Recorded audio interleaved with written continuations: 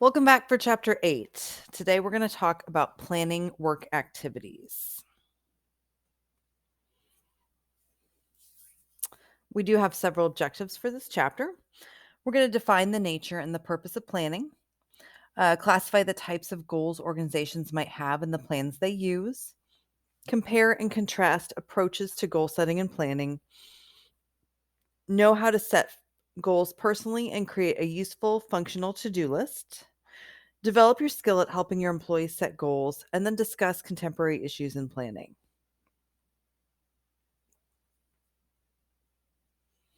So, first off, what is planning? Okay, planning is the management function that involves setting goals, establishing strategies for achieving those goals, and developing plans to integrate and coordinate work activities.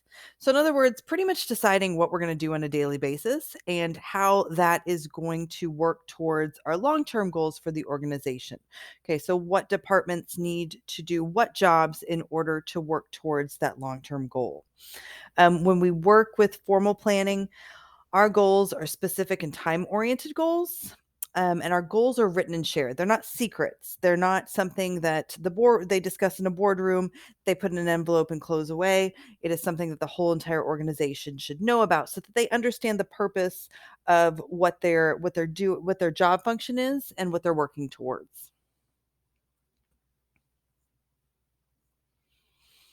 So why do managers plan? First off, it provides direction. It tells our employees which direction we're going and what we're working towards. It reduces uncertainty. So your employees have a pretty good idea of what's coming next, what they can anticipate, and again, what direction the organization is going in. It minimizes waste and redundancy. So you don't have two departments working on two separate projects that kind of are working towards the same thing. And so that's a waste of our resources. And then it establishes the goals and the standards for controlling. Okay, so in a lot of our goals, they're specific, they're very measurable, they're time sensitive, and so those are going to be some of those standards as far as when do the jobs need to get done? What is if it's measurable? How does that determine whether or not that is successful or it's up to par?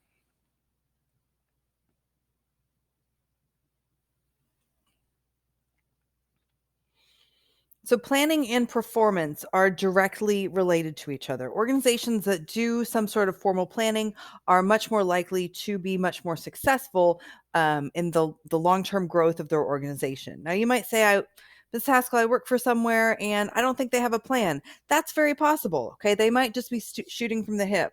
But formal planning we know is associated with positive financial results. Okay. So, taking a look at our goals and taking a look at what we're doing in the future, that is going to help us financially. The quality of the planning and the implementation of it are almost more important than the extent of it. So basically, what that means is we can sit down, we have a really great plan, but if we don't implement it or make sure that that plan is realistic or attainable, um, the implementation and then again, the actual quality of the planning is more important than how much work we put into it. The external factors can reduce the impact of planning on performance, and then planning performance relationship seems to be influenced by the planning time frame. So let's talk about goals and plans.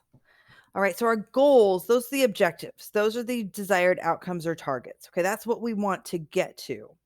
And then our plans, and I like to call them action plans. Those are the documents or the steps, so that outlines how those goals are going to be met. Okay. So let's say my goal is to get 10,000 steps per day. Okay. It's measurable, it's attainable, it's realistic, it's time sensitive. I have to have action plans in order to hit those steps.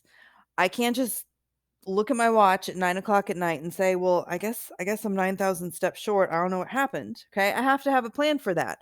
So I might have a goal that I have to walk my dogs every single day. And I have a route which I'm going to go to. I might have a goal where I need to use the farthest restroom from my office so I get more steps in. I might have a rule where I'm going to park in the farthest parking space from wherever I'm shopping to get all of my steps in. Okay, so those are the action plans that I have. I can't just have that goal and hope at the end of the day I get it. I have to have certain things that I'm going to do to reach that goal, and those are our action plans. All right, so types of goals organizations have, they've got their financial goals of how much money they want to make, how much they want their investors to make, what sort of percentages they want to spend or make on different departments. They have their strategic goals, which are for the entire organization. And then they have their stated goals and their real goals. So our stated goals are official statements of what an organization says and what it wants its various stakeholders to believe its goals are. Okay, so this is what it says. It's going to say, like on the website, our goal is to, I, I don't know, operate like a very sustainable company or something like that. But the real goals are what the organization actually does. And so sometimes our stated goals are different than those real goals.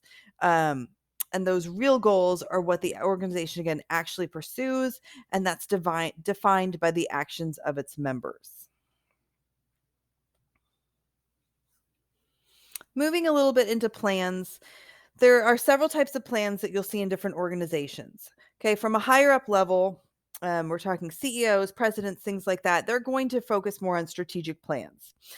These are the plans that apply to the entire organization, and they establish the goals for the whole for the entire organization, and they're very broad. Okay, they're typically long-term plans, and so anything that's a long-term plan is going to be extend past about 3 years. Typically, it's about 3 to 5 years. After about 3 to 5 years, an organization is going to reset their goals or revisit them. And then with operational plans, these are on maybe a smaller level. Okay, they're probably more narrow than strategic plans. So let's say you work for a company like Chick-fil-A. Chick-fil-A is going to have goals for the entire organization that are very long term, that are very broad. Okay. But if you work in just one location, you will probably have different operational plans for your individual unit that don't include other Chick-fil-A's. Okay. So it's more narrow. And typically those will probably be a more short term. So it might have to do with like staffing or increasing your retention or um, increasing how many spirit nights we have or something like that. So specific plans and directional plans, specific plans, these are ones that are very clearly defined. They leave no room for interpretation. They state the objective in a way that this is how we're going to reach it. Okay. There's no ifs, ands, or buts about it. This is something that we are going to always adhere to. And then directional plans are more of a guideline. Directional plans are like, let's go down this path, let's see where it goes, and we're going to revisit directional plans a lot because we might change directions on things as we realize what's best for the organization, what's best for the goal, what's more realistic. So there is a goal in mind, but it's very, very flexible.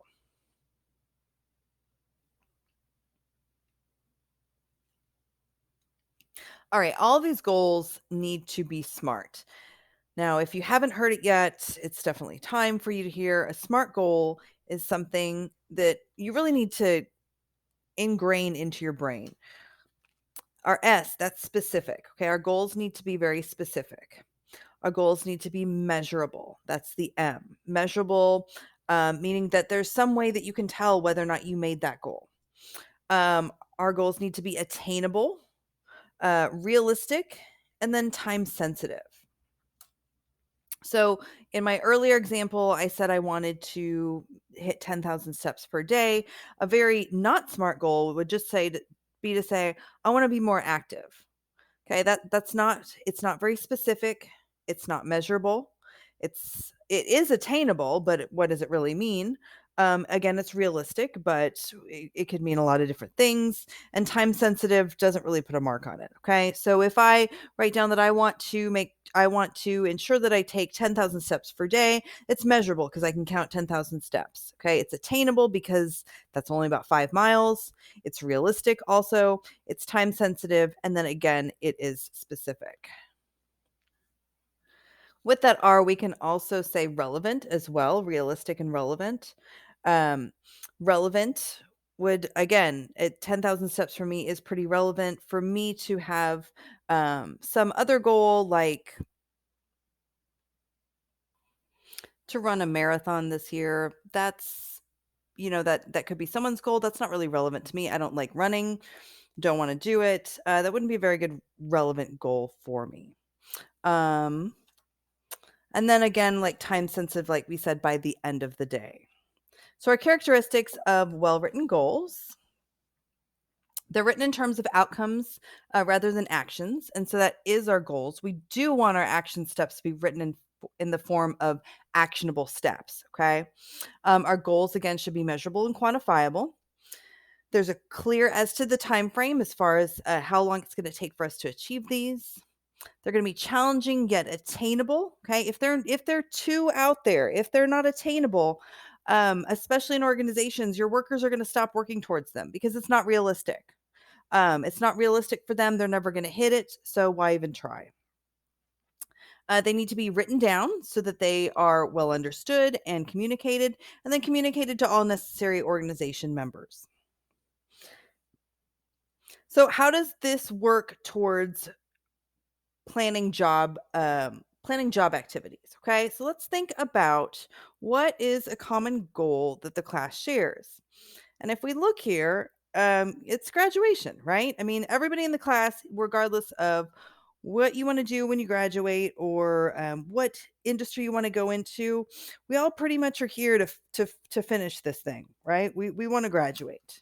Okay, but that's not necessarily a smart goal. Okay, so we want to make sure that we write it out as a smart goal.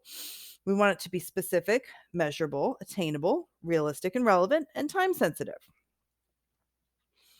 So let's take a look at a better form of that goal if we looked at ourselves as an organization. Okay, so our goal is to obtain a bachelor's in science in 4 years with less than $10,000 in debt, a 3.5 GPA, and a job lined up after graduation.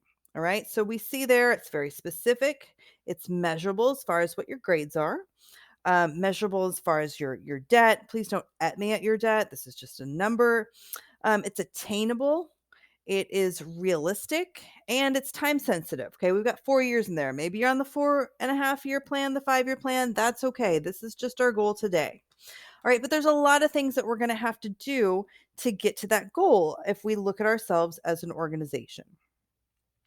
So let's think of ourselves as being we have different departments, okay? So our goal here is graduation, obviously, but there's things that we're going to have to do to get there, okay? We've got our academic department, okay? You got to go to class, you got to study, you got to do all those things. But there's other departments that have to function just as well in order for us to hit all those goals by the time we get to graduation. All right, so we have our operations department. That would be like feeding yourself, making sure that your car is drivable if you're a commuter, or making sure that your living situation is very functional for you. Different things to make sure that your body functions and everything goes the way it needs to get you to class and to do all these things. You've got your culture, okay? We're not yeah, we're here to learn, but we're also here to have a good time. We're here to make friends, we're here to network. So there is a department that has to monitor and make sure that we are actively participating in different things, whether it is parties or get-togethers, meeting people at a coffee shop, whatever it is that, forms your college experience culture. You have your marketing. Marketing would be your branding on social media as far as how you portray yourself, your attending of job fairs, your working with promoting yourself on LinkedIn, completing your resume, things like that. And then our financial department. Okay, so our financial department, making sure all these things can get paid for. So we take a look at all those different departments, and they all have to work together to hit those goals. All right, so let's just break it down a little bit further. Let's look at the financial department. So here's an example of these are four things that you could do, or that we would put down as action steps to hit our goal for graduation. Okay. And so we might apply for one scholarship per month. That is, again, is specific, it's measurable, relevant, attainable, time sensitive. Examine bank statements for discrepancies. Okay, that's probably something that we should do once a week, right? To make sure that we're spending our money in the right places. We can attend financial literacy seminars or work an additional 10 hours per week to go towards school expenses. And these are example of some things that you can do to keep that so your financial department can work towards that goal. So let's say we're an organization and let's say we got to hire people to work in this organization to graduate for you. Okay. So if you hire somebody for the financial department, let's say you hire an accountant, we have to have a job description for them. We can't just say come in and account, right? We've got to have things that we want them to do. So if I was their manager and I was managing them, I would manage my accountant and I would check to make sure, hey, have we applied for that one scholarship this month? Okay.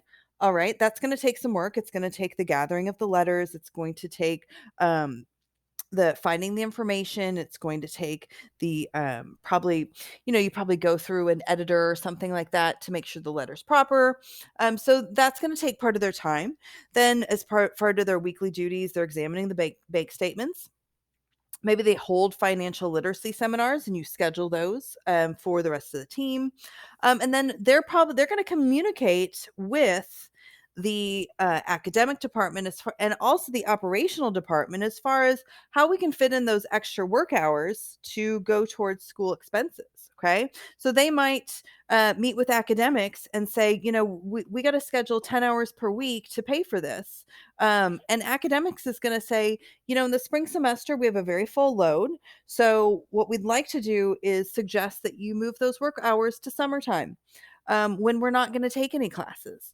Okay. So they're communicating in that sense and they're working together and they're all working towards that final goal. Okay. Financial department's also going to work with operations and say, hey, we're going to, academics said that we need to bump all these work hours to summertime. I need you to prepare as far as how you're taking care of yourself, nutrition wise, as far as making sure that your clothes are clean for your job and scheduling all these things for yourself so that we can hit these numbers. Okay. So we do have a lot of things to do before we graduate, but if we break it down, this is how, again, we would hire these people. Okay. Let's say we changed our goal to graduate within 3 years or something. We might need to hit a little extra staff in the academic department because we're taking so many different classes. Okay. And the other departments might suffer a little bit if these goals are unrealistic. Okay. If we have to graduate in 2 years, suddenly academics is swamped.